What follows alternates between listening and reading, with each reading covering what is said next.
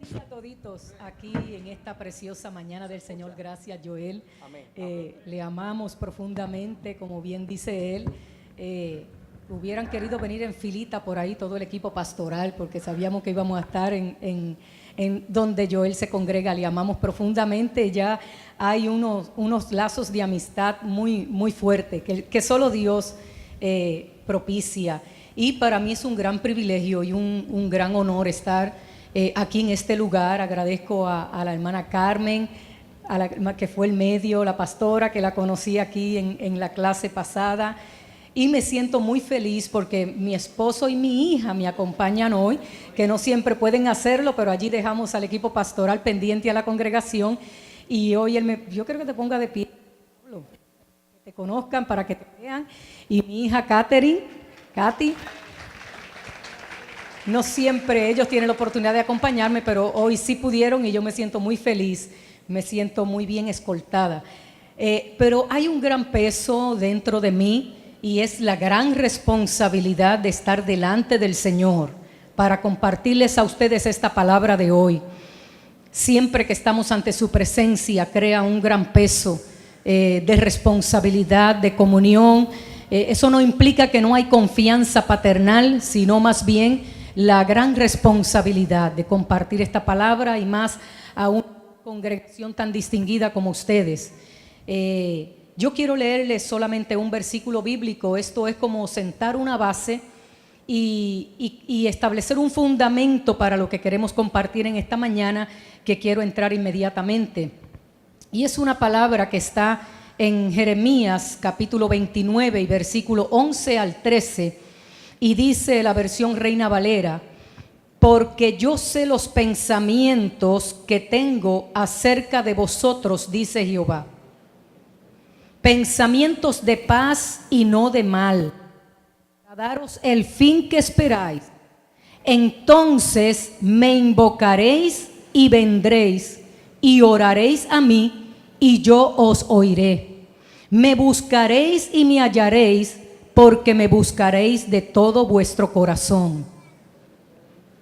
Repito, porque yo sé los pensamientos que tengo acerca de vosotros, dice Jehová, pensamientos de paz y no de mal, para daros el fin que esperáis. Entonces me invocaréis y vendréis y oraréis a mí y yo os oiré, y me buscaréis y me hallaréis, porque me buscaréis de todo vuestro corazón. Pueden tomar asiento.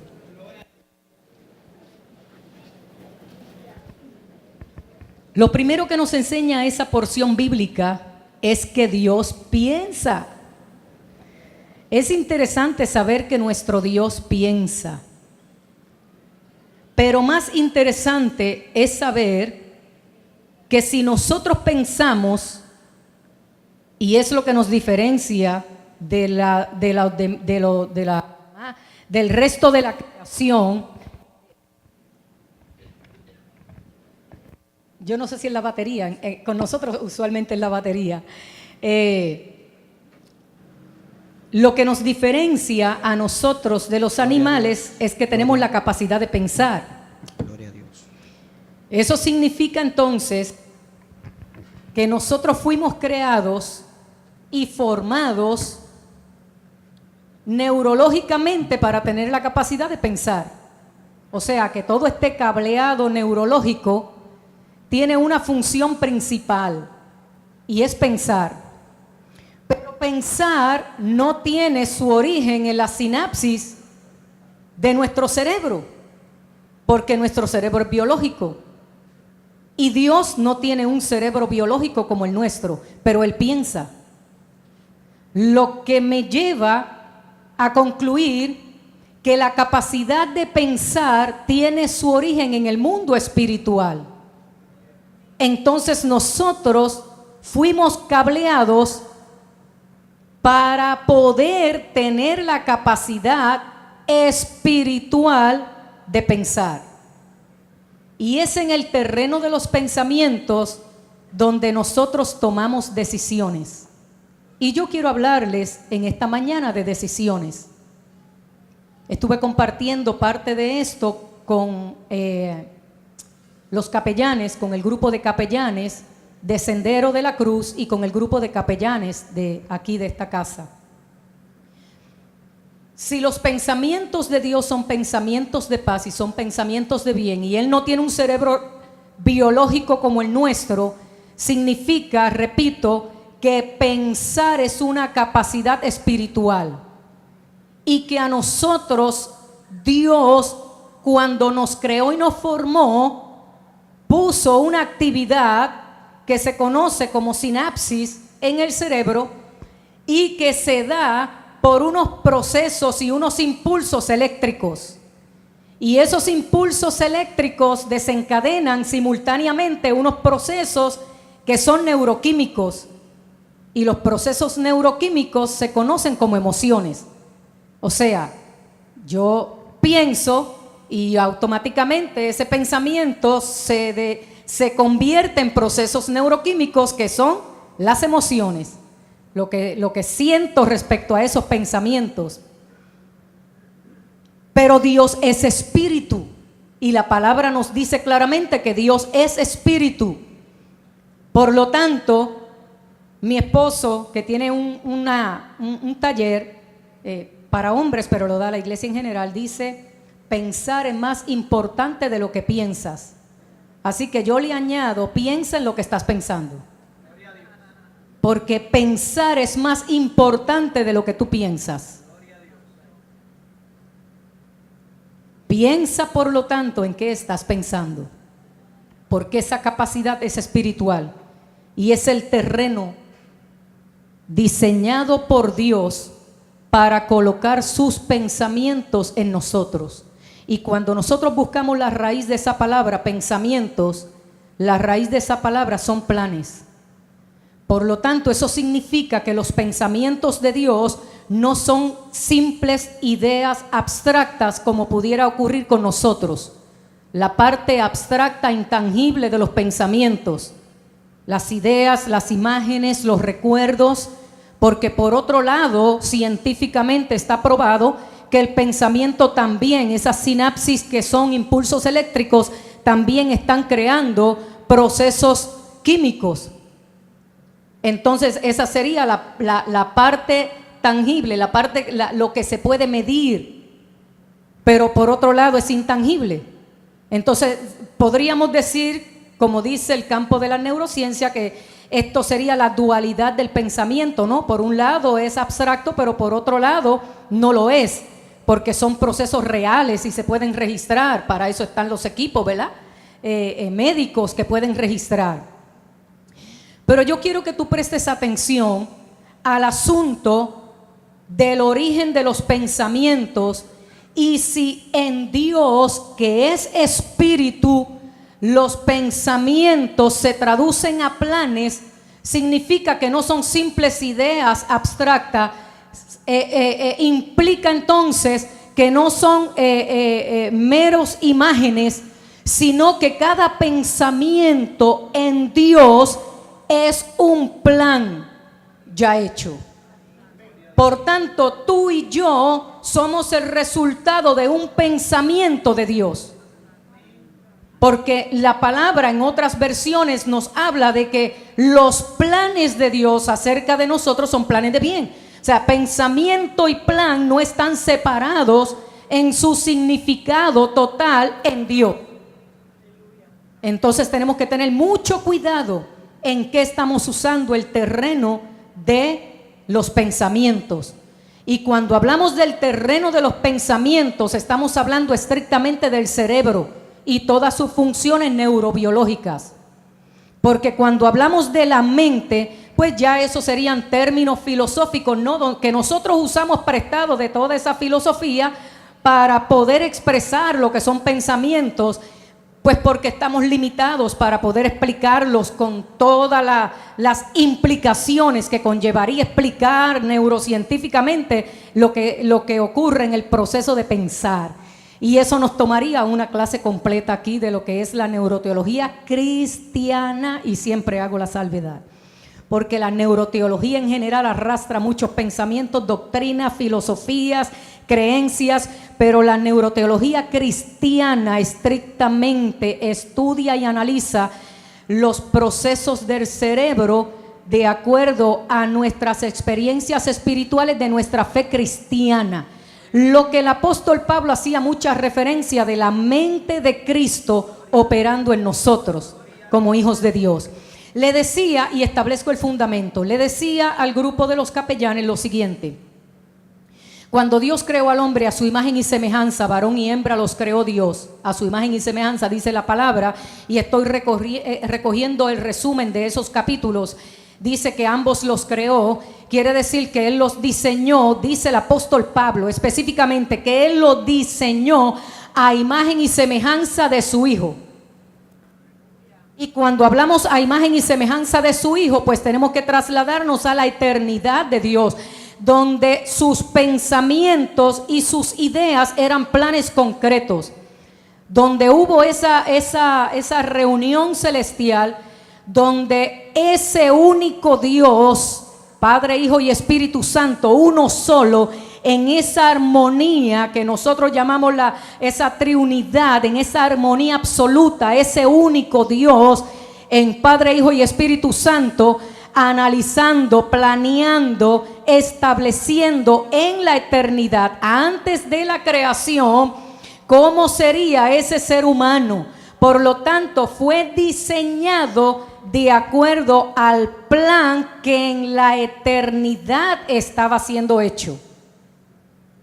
Pablo, que es el más arrojado, el más atrevido en entrar en estos terrenos, dice que el Cordero fue escogido desde antes de la fundación del mundo.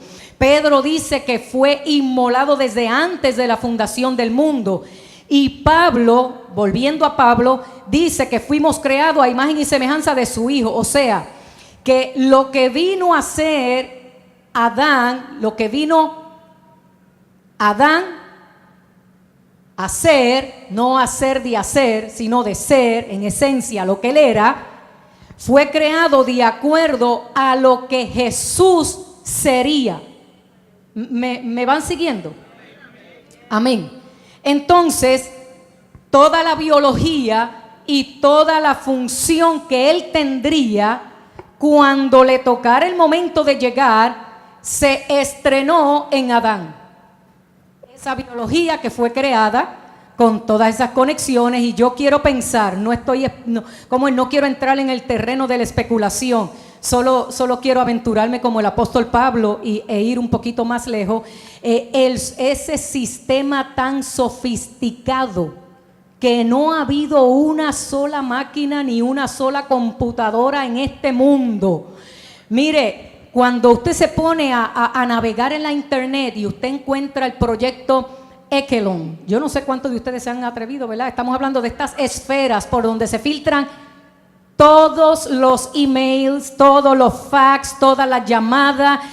Si usted quiera saber un poquito, pues vea la película de Snowden o vea estas películas que nos abren un poquito el telón de cómo se pueden filtrar toda la información que se mueve a nivel mundial, a través de estas esferas, por aquello de la supuesta y alegada seguridad nacional. Entonces está ese proyecto, que son varias esferas, están repartidas en diferentes lugares a nivel mundial, y de ahí se interceptan todas las llamadas. Bueno, yo creo que usted sabe más que yo de eso, porque las noticias nos han saturado con el caso de Hillary, con el caso de Snowden, con el caso de Wikileaks y todo esto, ¿verdad? Pero por más sofisticado que ha sido diseñado ese sistema, no puede capturar un pensamiento de Dios. Porque el único lugar que Dios diseñó para colocar sus pensamientos, que son planes, es este sistema sofisticado conocido como el cerebro. Y no hay maquinaria sofisticada que pueda interceptar un pensamiento de Dios cuando Él lo quiere colocar en tus pensamientos o en mis pensamientos. Y eso es un asunto muy importante, porque cuando Adán pecó, lo primero que se afectó fue su percepción. Y el primer sentido de percepción de la raza humana es el pensamiento. Hemos logrado establecer, y ya está registrado, doy gloria al Señor, por un jibarito de Caguas llamado el doctor Héctor Colón. Ya lo acaba de patentizar, está registrado en la Biblioteca del Congreso de Estados Unidos, que el primer sentido de percepción en la raza humana es el pensamiento. Y Dios no necesita pasar por los 5 sentidos que conocemos de Aristóteles para colocar un pensamiento de él en tu mente y en mi mente. Por lo tanto, no estamos negando los 5 sentidos a través de los cuales nosotros nos relacionamos con esta realidad. Simplemente lo estamos desplazando a un segundo lugar, porque el primer lugar siempre lo debe ocupar Dios. Y sus pensamientos, y sus planes, y sus ideas. Por lo tanto, lo que estamos diciendo es que lo primero que se afectó fue el sentido de percepción, o sea, el área donde pensamos. Fue lo primero que se afectó. Aquella voz que a través de los sentidos que tú y yo conocemos, como el tacto, la visión, el gusto, la audición, los 5 sentidos. En esta ocasión, la misma voz que le era familiar y de confianza a Adán, ahora le producía temor. Dice, oí tu voz en el huerto, tuve miedo y me escondí. Era el mismo hombre, era las mismas conexiones neuronales, pero algo se afectó y fue el sentido de percepción. Y al afectarse el sentido de percepción, la verdad de Dios y el pensamiento de Dios llegaba distorsionado, pero el problema no era Dios. El problema ocurrió aquí, dentro de nosotros, y es por lo cual dice más adelante, y vio Dios que los pensamientos de los hombres eran constantemente inclinados al mal. Vino el diluvio, pero luego del diluvio vemos que el trabajo de Dios con el ser humano era cambiar el sentido de percepción. Por eso vemos a Elías en el monte Carmelo confrontando al pueblo y diciendo, ¿hasta cuándo van a tener las mentes divididas? ¿Hasta cuándo ustedes van a tener sus mentes divididas? Si Jehová es Dios, sírvanle, pero si es Baal, pues sírvanle a Baal. Pero no pueden tener sus pensamientos divididos. Eso fue lo primero que el profeta confrontó al pueblo. Antes de bajar fuego del cielo y hacer lo que hizo, fue confrontar al pueblo. Y yo creo que el Señor hoy en día, porque Él tiene el permiso, somos de Él. El problema es cuando no sabemos la diferencia de cuando Dios nos está podando y cuando Dios nos está disciplinando. Tiene derecho a hacer ambas cosas. Y nos asustan los procesos, tanto el de la poda porque sabemos que produce dolor, como el de la disciplina porque también produce dolor. Pero lo que no sabemos es que cuando estamos siendo podados, dice la palabra que Él es la vid, y cada poda que me hacen a mí, Él la sufre conmigo porque yo estoy injertada en Él. Y los procesos disciplinarios también Él los sufre porque sufrió el primer proceso disciplinario para la raza humana, la cruz del Calvario. Lo que es importante saber es que las intenciones de Dios siempre son buenas porque le motiva el amor. Así que el resultado, sea de la poda o la disciplina, resultará en bien para mi vida porque Él quiere el bien para mí.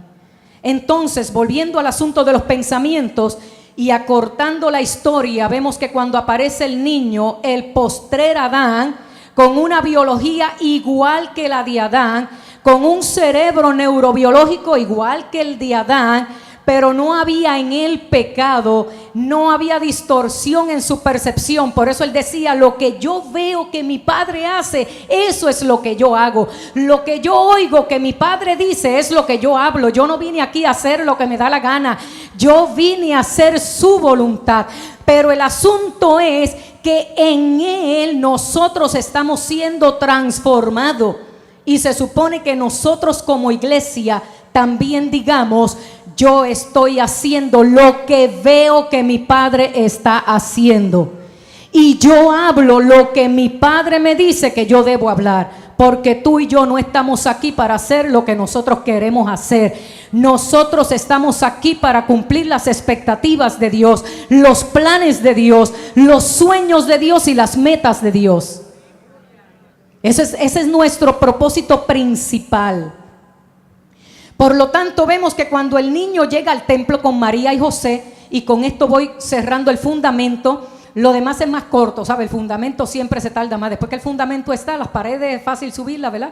Digo, lo mío es teoría, yo nunca he construido, pero he visto cuando construyen. Entonces, lo más es el fundamento, porque es lo que va a sostener todo lo que sube.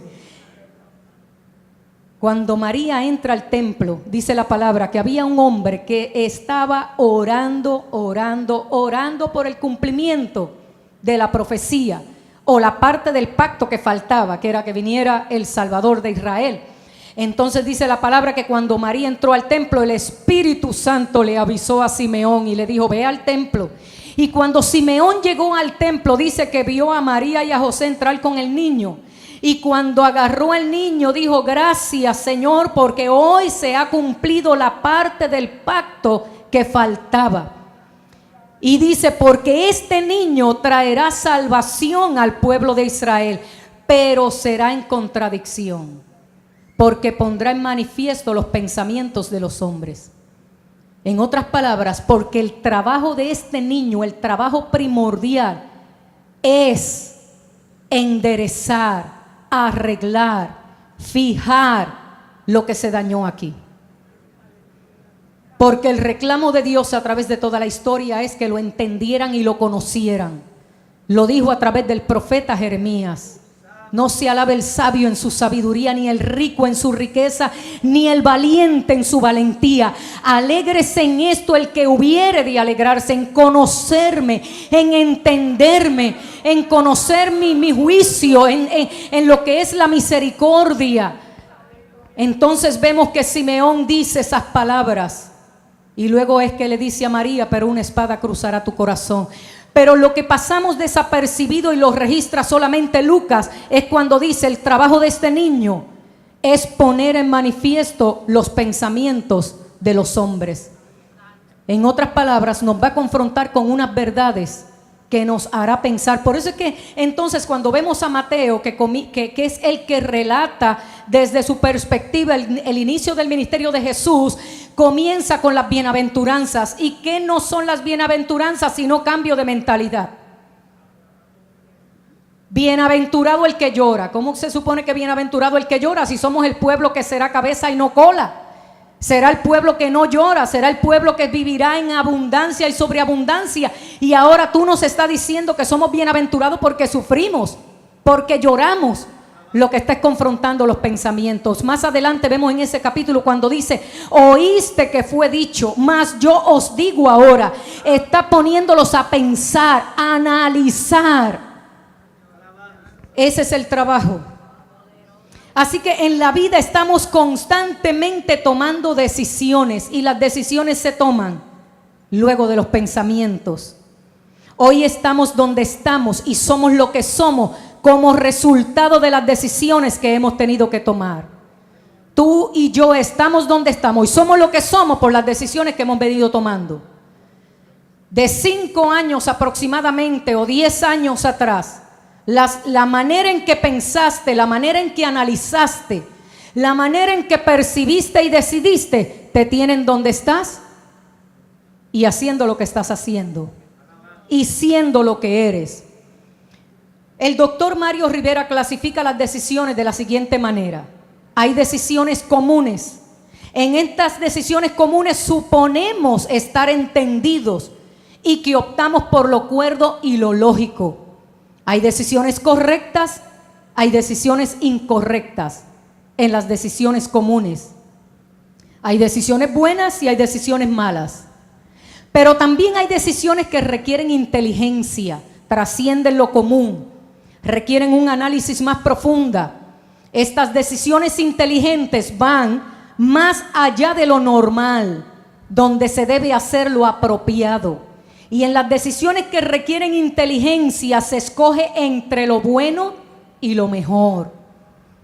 Pero hay decisiones que no basta con la inteligencia, se requiere sabiduría. Y la Biblia habla de una sabiduría humana y carnal, y habla de una sabiduría de Dios.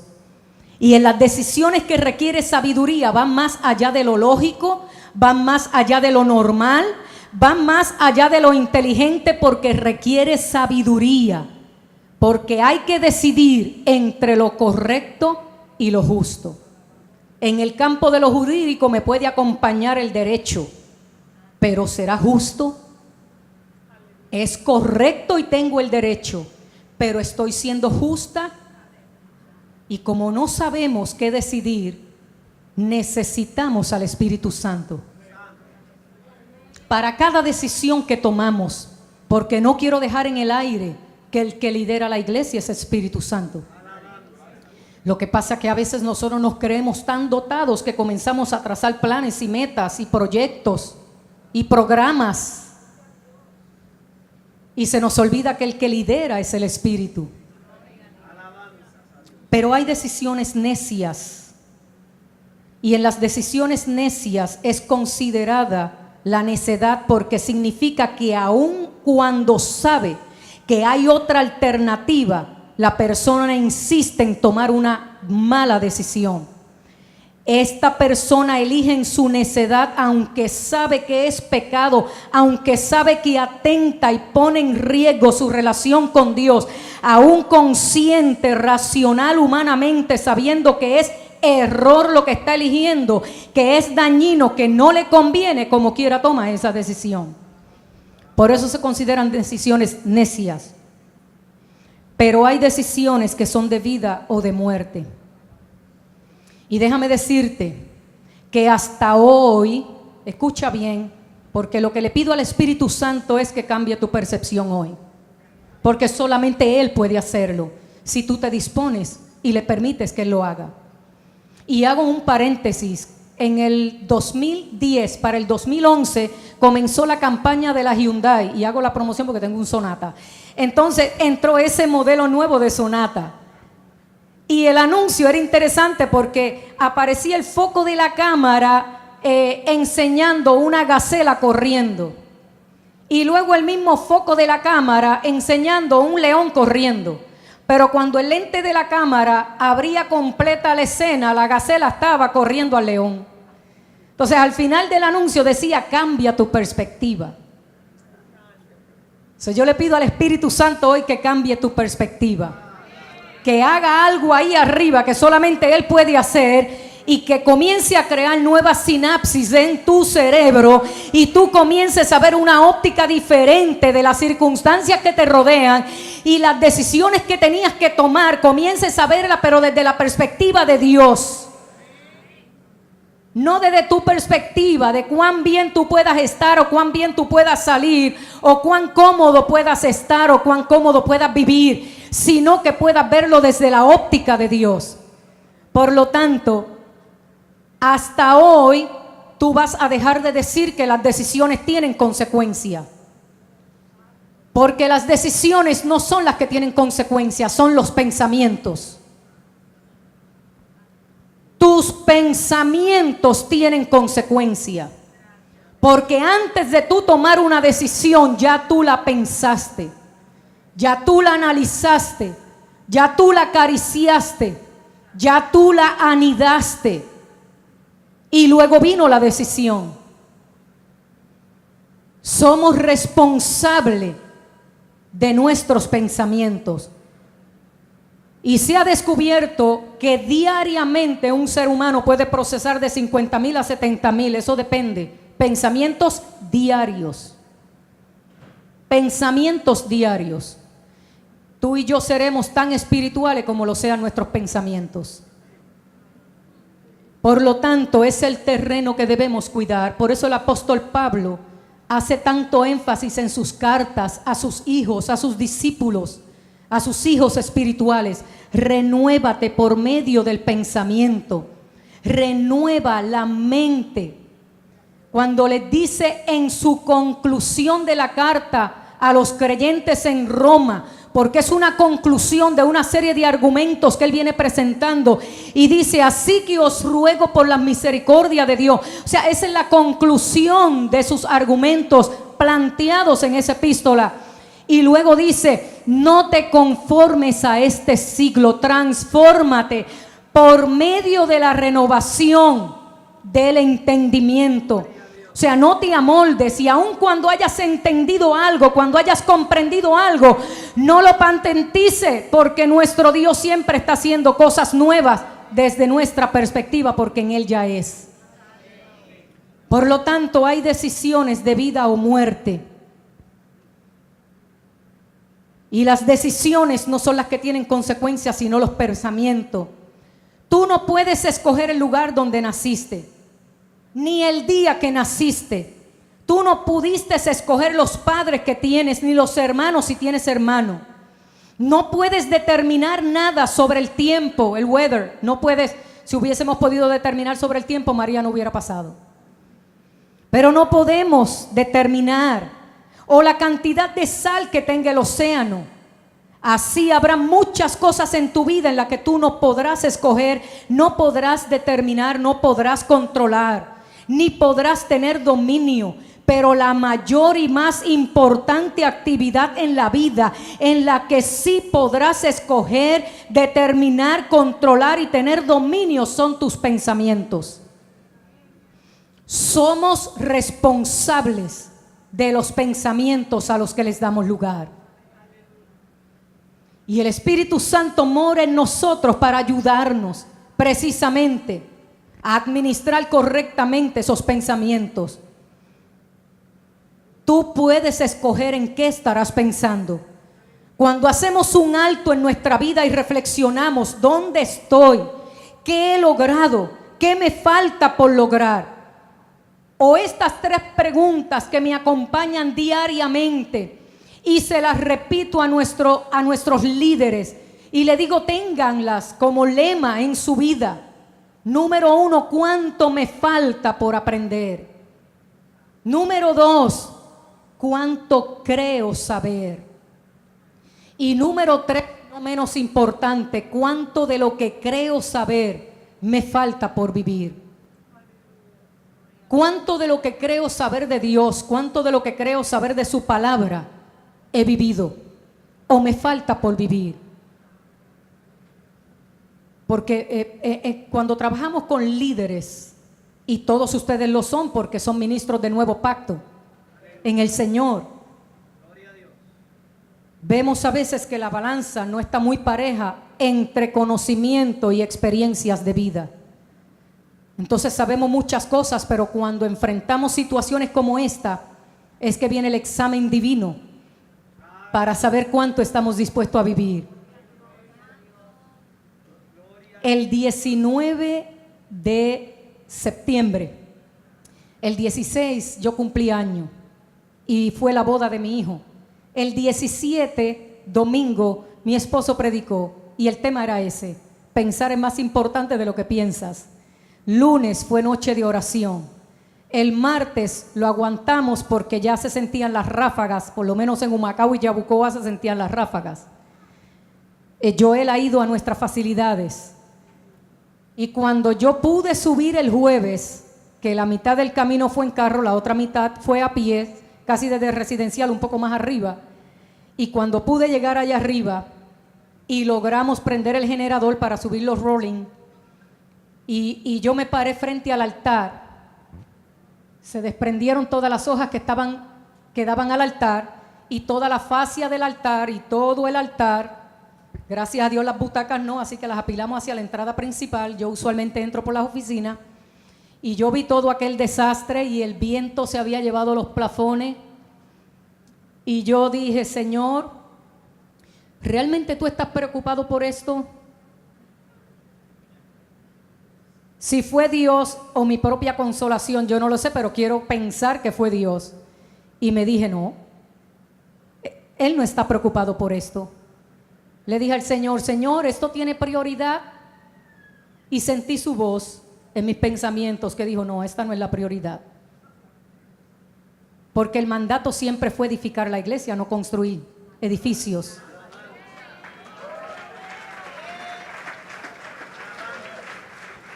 Entonces le dije al Señor, ok, pues entonces ¿cuál es la prioridad?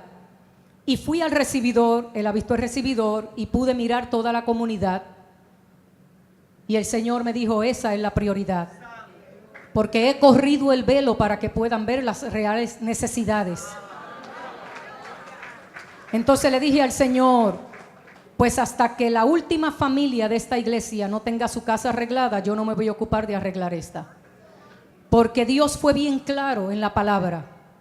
Dios no nos mandó a construir templo. Él ha sido bueno en dejarnos construir, pero Él nunca. Si algún hermano aquí encuentra un versículo bíblico que a mí se me haya escapado, que diga que Dios mandó a construir un templo, me deja saber. Dios mandó a edificar su iglesia, no a construir templo. David quiso hacerle un templo y él le dijo no, y le dijo las razones. Pero voy a dejar que tu hijo lo haga, pero yo no voy a morar ahí. Yo no habito en templo hecho de mano de hombre. Si en algún lugar voy a ocupar algún espacio, es el lugar oscuro, porque así le dijo a Salomón: yo habitaré en la oscuridad. Y la obra inmediata después del sacrificio de Jesucristo fue el velo rasgado en dos y decir: aquí hay acceso total, y no en ninguna compañía de comunicación, ¿saben? Es la compañía del cielo. Por lo tanto le dije al Señor: Señor, si a ti no te preocupa esto, a mí no me va a preocupar. Y yo no voy a usar la finanza de la iglesia en algo que tú no la utilizarías. Ayúdame a establecer tus prioridades, porque estableciendo tus prioridades, yo sé que tú harás lo que tú entiendas que se debe hacer. Eso estamos haciendo desde el día 1, trabajando con la comunidad. Pero yo no vine a decir de lo que estamos haciendo allá en Humacao. Yo quiero que tú sepas lo que el cielo está haciendo, porque es lo que se supone que nosotros estemos haciendo.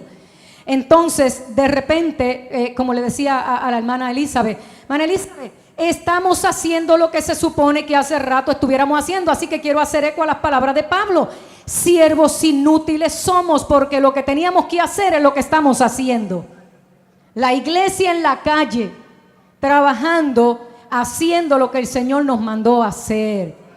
Le decía al grupo de capellanes, y eso es un paréntesis, le decía al grupo de capellanes: cuando Dios creó a Adán allí en el huerto, no había ningún templo. Y vemos a Juan cuando él lo lleva en visión, y como Juan, igual que todos nosotros, estamos mentalizados a que iglesia es ir al templo, ir al edificio. Yo le digo a nuestros jóvenes y a nuestros líderes: a mí me ha tocado trabajar una generación que rompa con esos paradigmas y no repitan la historia. Tengo que pastorear una generación que aprendió a hacer iglesia así. Así que no los puedo abandonar, los tengo que llevar a desaprender para llevarlos a aprender, pero eso solamente con la ayuda del Espíritu Santo. Pero a la nueva generación de pastores que estamos entrenando, que estamos capacitando, que estamos preparando, le decimos: no repitan la historia. No se enfoquen en los edificios, enfóquense en la gente. Edifiquen, restauren, levanten la gente, a los individuos. Porque cuando los discípulos le dijeron a Jesús: mira el templo que hemos edificado, mira lo que nos ha costado levantarlo, Él dijo: este templo se destruirá en 3 días y será levantado. En otras palabras, Él dijo: este es el templo. Este es el templo. Cuando el templo más glorioso, que fue el de Salomón, forrado en oro, se destruyó, yo no oí ninguna queja en el cielo, ningún lamento en el cielo. Cuando construyeron el segundo y se lo volvieron a romper, tampoco vi acción de Dios. Y aún el tercero tampoco vi acción divina.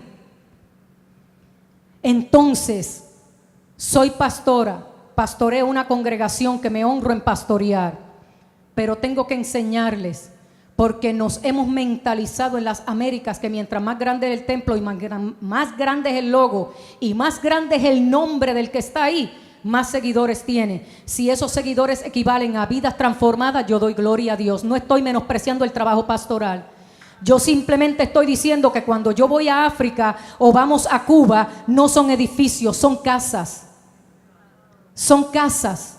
Entonces le decía a los capellanes: nuestros jóvenes tienen sus experiencias misioneras donde tienen que ir a evangelizar y no hay lugares como estos. Pero la pasión y el compromiso no se puede medir. Cuando llegamos a Puerto Rico, entonces tenemos que trabajar con ellos porque el choque es muy fuerte. Y de repente como que nos encerramos en nuestros edificios. Le decía al grupo de los capellanes: nos encerramos en nuestros edificios con esas butacas tan lindas y acoginadas y ese aire acondicionado y ese coro espectacular en el altar, y se nos olvidó cuál era nuestra identidad y nuestra misión.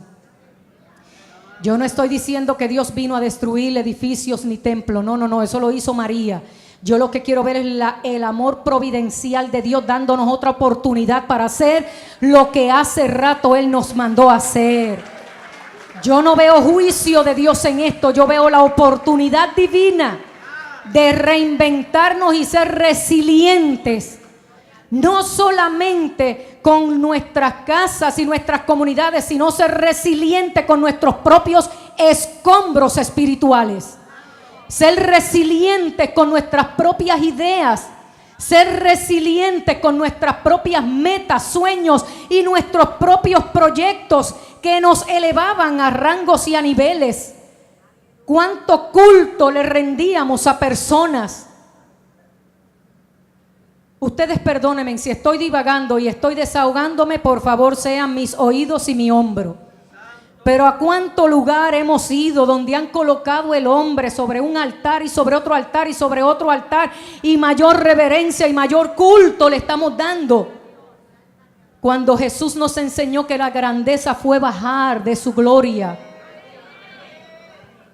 Y no solo hacerse hombre, sino a servir a los hombres. El escalón de la grandeza es de allá arriba, acá abajo. Y no solo eso, sino que yo lo veo de rodillas lavando los pies de sus discípulos. Más aún, si algún trono logró aquí en la tierra, fue la cruz en aquel monte Carmelo. Y nosotros estamos buscando alguna gloria, algún nombre. Si algún nombre hay sobre todo nombre, Jesucristo el Señor. Es Él y solo Él. Si alguna gloria le debo a alguien, es a Dios. Porque si hoy estoy aquí es por su gracia, es por su favor, por su amor incondicional. Le digo a mis líderes, si la visión de Dios cabe en estas 4 paredes, entonces es muy pequeña. La visión de Dios no puede caber en estas 4 paredes. La visión de Dios no puede caber en Humacao.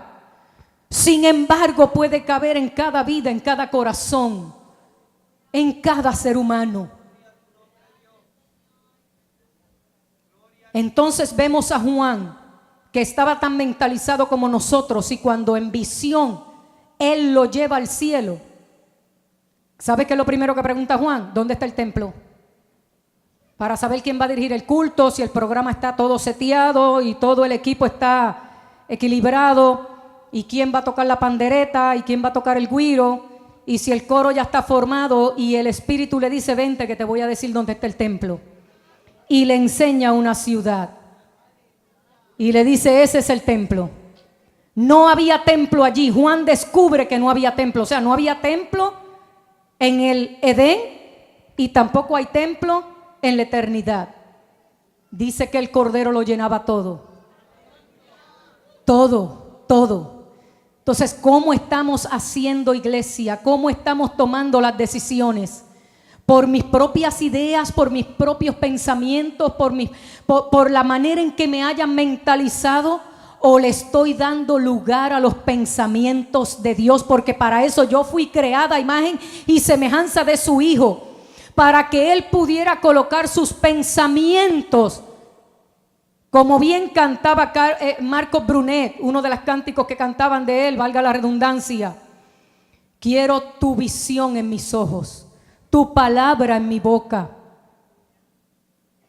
Eso es lo que anhelo, dice Marcos Brunet, estar a tus pies.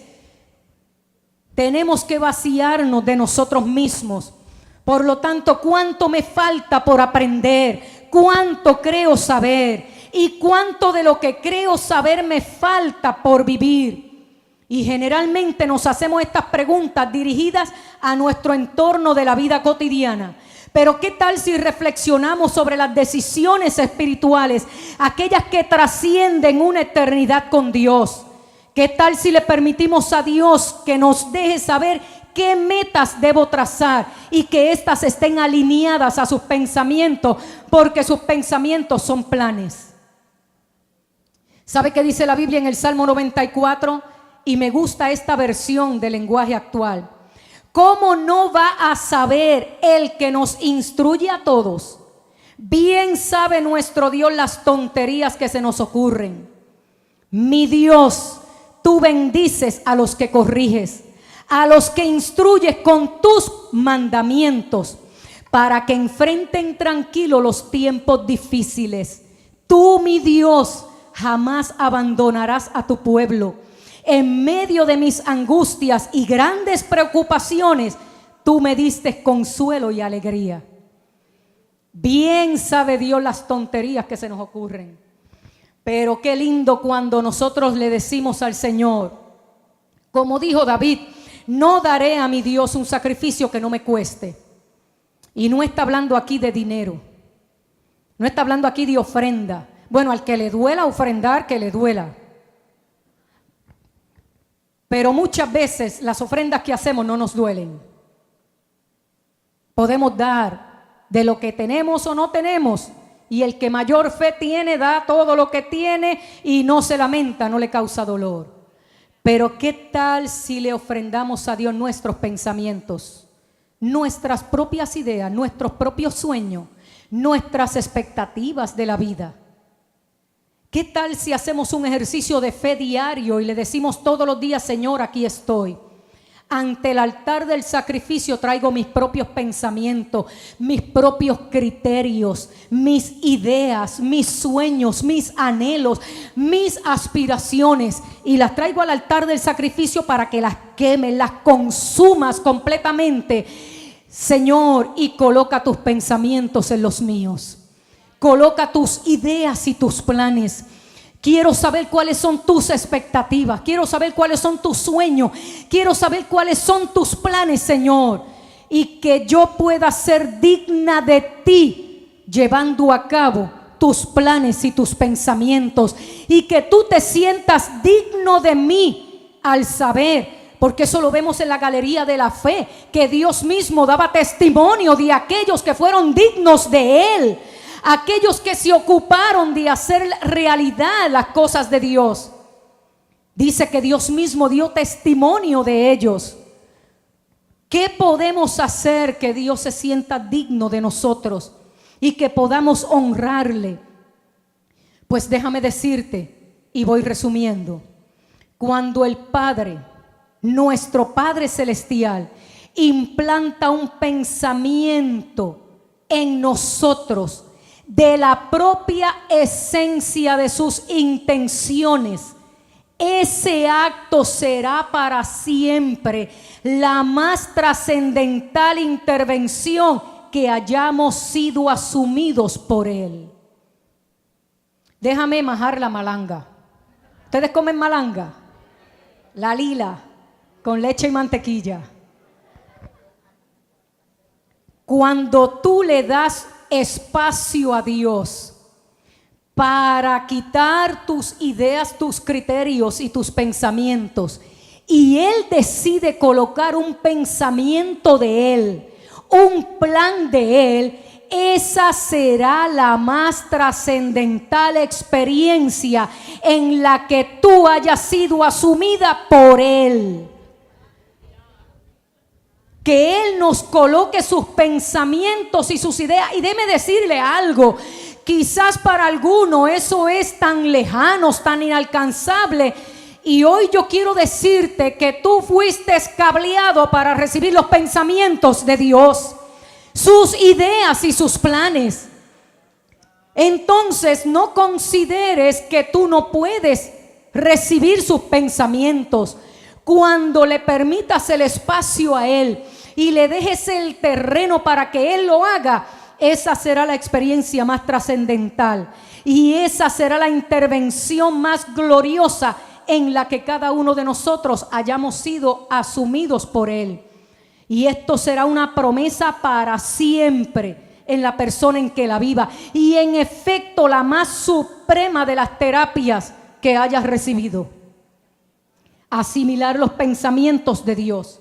Yo te aseguro que toda tu vida irás en pos de eso. La palabra del Señor le dice en un momento dado Jesús a sus discípulos: boguen y boguen mar adentro. Y la palabra me enseña que los ríos de agua viva son del Espíritu y que el Espíritu es esa agua representada y esas profundidades. Lo que le está diciendo Jesús es: no se limiten a la orilla. No estamos hablando de la pesca evangelística, estamos hablando de esa relación profunda con Dios, de conocer sus pensamientos, de conocer sus intenciones, de conocer sus motivaciones, de escuchar su voz con claridad, sin ninguna percepción distorsionada, y con la claridad de pensamiento ser obediente a lo que Él ponga en nuestros pensamientos. ¿Sabe qué? Él dice: boga y boga mar adentro. El primer paso para hacerlo es escuchar. Es escuchar. Como bien nos ministraba en este retiro de neuroteología cristiana nuestro amado profesor, el doctor Héctor Colón, y hago mención para dar crédito a lo que hemos aprendido a través de él. La gloria toda para el Señor. Y lo cubrimos a Él con la sangre del pacto eterno en Cristo Jesús. Pero cuando nos invita a ir a bogar mar adentro, lo que nos está diciendo es: primero hagan un alto. Y de todas las voces que hayan estado escuchando y de todos los pensamientos a los que le hayan estado dando lugar, hagan silencio y quietud. Y escuchen y presten atención. Porque qué muchas voces. Óigame, el puertorriqueño le gusta opinar de cualquier cosa. Vaya, ahora en todas estas filas que hay que hacer, usted siempre va a encontrar en esas filas el fiel defensor de los derechos civiles de los demás. Siempre va a haber alguien que se va a levantar a reclamar los derechos de todos los que están en la fila y a decir por qué el gobierno hace las cosas como las hace, no importa quién esté de turno. Usted va a encontrar el hipocondríaco que tiene todas las enfermedades del mundo, que el médico no puede violar la ley IPA, pero ellos hablan de todas las farmacias que tienen en la casa y de todos los síntomas que tienen a frente a la secretaria y a la enfermera. Pero ni la secretaria, ni la enfermera, ni el médico pueden mencionar nada. Entonces, una saturación de voces. Aparecen los pseudoevangelistas achacándole a la ira de Dios los huracanes y los tsunamis y todos esos pseudoprofetas hablando de todas estas cosas. Iglesia, tenemos que aprender a silenciar esta avenida de pensamientos y de voces y de ideas y de interpretaciones y de toda burundanga que se le ocurre al puertorriqueño. Porque lo primero que el Señor les dice, número uno, Iglesia del Señor, no importa el nombre, no importa el logo que te acompaña, Iglesia del Señor, estamos llamados a bogar mar adentro. Lo primero es escuchen, escuchen, escuchen lo que Dios tiene que decir, porque Dios tiene que decir. Dios les va a hablar con la claridad, sin lugar a duda, ni confusión, ni controversia, ni contradicción, porque su voz es muy clara. Es muy sencilla, no es tan elaborada como para que el más simple la pueda comprender. Hasta los niños la pueden entender. Número dos, cuando escuchen con atención y claridad su voz, obedezcan. No estén rindiendo cultos ni explicaciones a nadie. Obedezcan. Obedezcan en silencio y quietud lo que el Espíritu tenga que decir. Número tres, estructuren. Estructuren. Van a estructurar. La estructura estará basada en las ideas de Dios. Esto será un proceso de desaprender para aprender. Pero si el Espíritu es el que los guía, no hay temor. No hay temor. Porque el verdadero amor echa fuera el temor. Y es Dios morando en cada uno de ustedes. Y va a haber paz. Y no va a haber confusión. pero estructuren de acuerdo al plan divino. Planifiquen a corto y a largo plazo, estableciendo primeramente los asuntos espirituales. No hablo del edificio, hablo de metas espirituales, hablo de metas de vida. Y la más importante, dejen a Dios obrar. Dejen a Dios ser Dios. Dejen a Dios ser Dios. Solo nos es posible tener metas espirituales cuando la intervención de Dios en nosotros provoca transformaciones en nuestros pensamientos para siempre. Para que tu vida nunca sea igual, primero tus pensamientos no pueden ser iguales. Y número 2, si tus pensamientos no pueden llegar a ser espirituales, tu vida tampoco lo será. Significa que desde la plataforma de tus pensamientos cambiados, todo lo demás será cambiado. Una posible meta espiritual en el orden divino. En el orden divino no se trata de cómo queremos vivir nuestra vida. Se trata de que vivamos la vida que Él quiere que nosotros asumamos y vivamos. Meta número 1, que nuestra causa suprema de vida sea asimilar los pensamientos de Dios, con los cuales Él primero nos había pensado. Número 2, lograr que sus pensamientos sean la base y el sentido más noble de todas nuestras formaciones. Número 3, que nuestra disponibilidad y obediencia sean un principio de vida espiritual en nosotros, con el cual el Padre pueda contar para garantizar sus intervenciones. El mejor recurso con el que cuenta Dios para mis procesos soy yo. No es el psicólogo, no es el consejero, no es el pastor, no es el amigo. El mejor recurso con el que cuenta Dios para mis procesos soy yo misma. O soy facilitadora a su espíritu o saboteo sus planes con mi manera de pensar o de actuar o decidir. Por lo tanto, repito, que nuestra disponibilidad y obediencia sean un principio de vida espiritual en nosotros, con el cual el Padre Celestial pueda contar para garantizar sus intervenciones. Número 4, vivir en tal estado de conciencia espiritual que provoque que el Padre pueda ver en mí una de sus más anheladas perspectivas. Si algo yo nunca lograré entender hasta que esté en el cielo cara a cara con Dios, es su amor incondicional y eterno. Jamás lo podré entender. Lo puedo disfrutar, lo puedo vivir, no lo podré entender. Nunca los criterios de Dios serán iguales que los míos. Nunca. Número 5, incorporar principios de vida espiritual centrados en Dios que rijan mis creencias y que me guíen a trascender más allá de las condiciones humanas que quieren determinar nuestro destino en la vida. Repito, incorporar principios de vida espiritual centrados en Dios. Y que estos principios centrados en Dios sean los que rijan mis creencias y me guíen a trascender más allá de mis propias limitaciones y condiciones humanas que pretenden determinar mi destino en la vida. Estamos llamados para lo eterno. Nuestras vidas fueron creadas, formadas y diseñadas para lo eterno.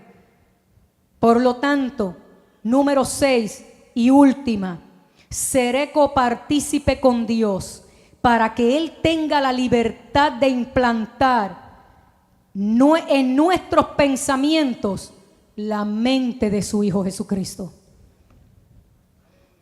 Iglesia amada, pastores amados, líderes amados del Señor, comencé diciéndote que la palabra dice que los planes del Señor son planes de bien.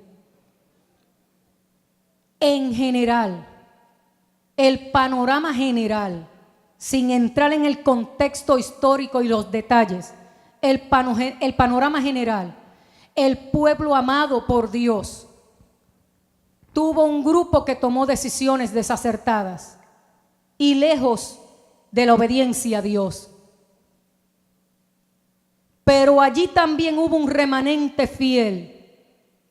Y los testigos o la evidencia de ese remanente fiel es el mismo profeta Jeremías, que inspirado por el Espíritu escribe ese versículo bíblico. Vemos a Daniel, vemos a los jóvenes hebreos. Había un remanente fiel que amaba a Dios y obedeció a Dios. Pero hubo otro grupo que tomó decisiones desacertadas. Todos enfrentaron las consecuencias de las decisiones desacertadas. Todos vivieron el destierro.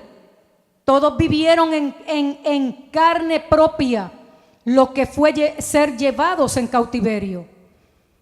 Cuando Dios dice: mis planes acerca de vosotros son de bien, son de paz, les estoy garantizando un futuro glorioso, se los dice a todos, a los que tomaron decisiones desacertadas y también al remanente fiel. Esa es la parte del amor de Dios que no entendemos.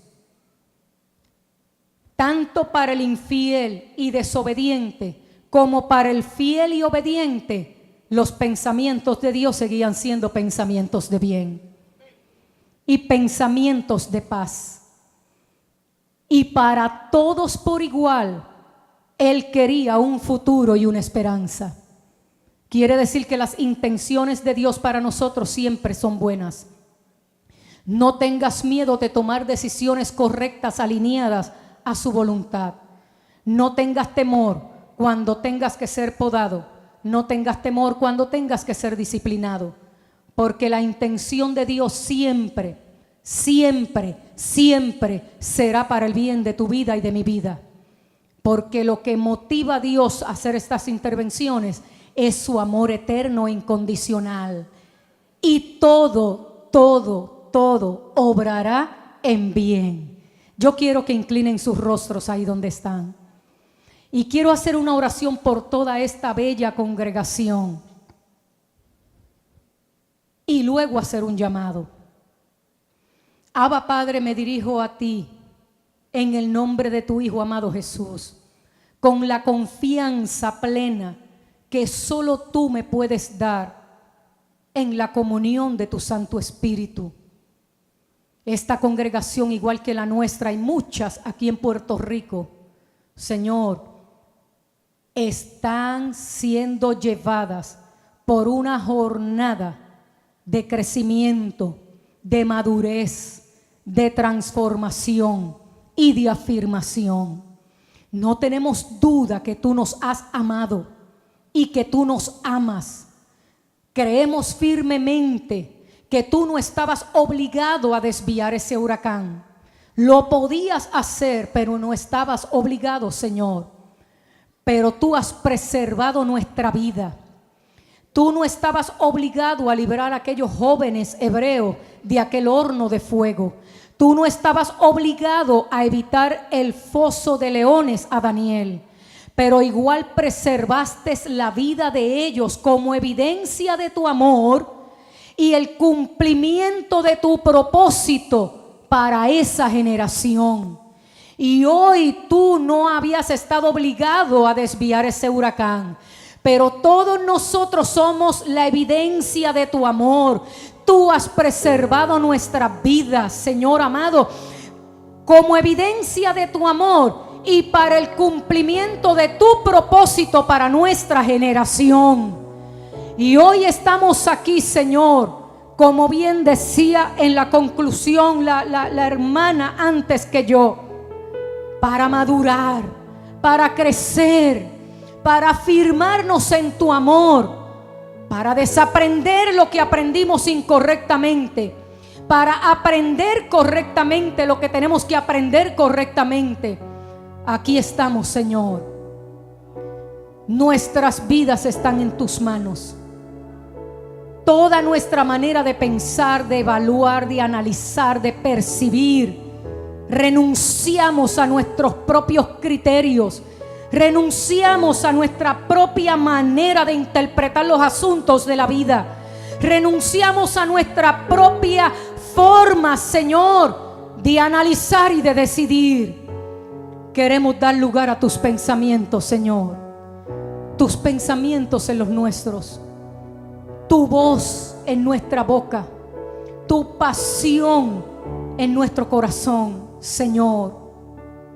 Tu visión en nuestros ojos. Enséñanos a ver lo que tú estás viendo. Y déjanos escucharte con claridad.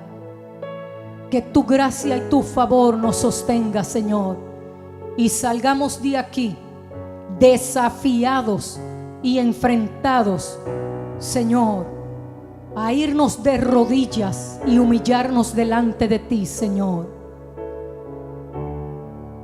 Y decir como el apóstol Pablo: todo lo que había aprendido, todo lo que creí saber, todo lo que había entendido, lo pongo a tus pies. Mis títulos, mis rangos, mis posiciones, las pongo a tus pies, Señor. Las pongo a tus pies. Haz conmigo como tú quieras hacer. Haz de mí lo que ya tú habías pensado hacer de mí, Señor. Rindo mis derechos a los que había vivido aferrado. Rindo todas y cada una de las enseñanzas que recibí, no en menosprecio, sino, Señor, para ser hallado en ti. Queremos ser hallados en ti, Señor. Mídenos, examínanos, y que podamos, que tú nos encuentres aprobado en ti, Señor, en ti.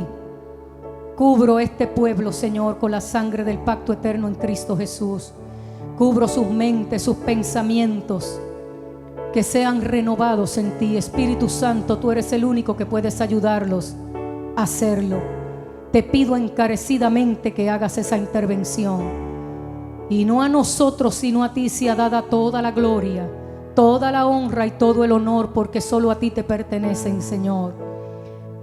Si hay en nuestros medios alguna vida que no ha recibido a Jesucristo como su Señor y Salvador, y sabe que tiene que tomar la decisión más trascendental de su vida, decisiones de vida o muerte, pero hoy escoge la vida, hoy escoge la bendición.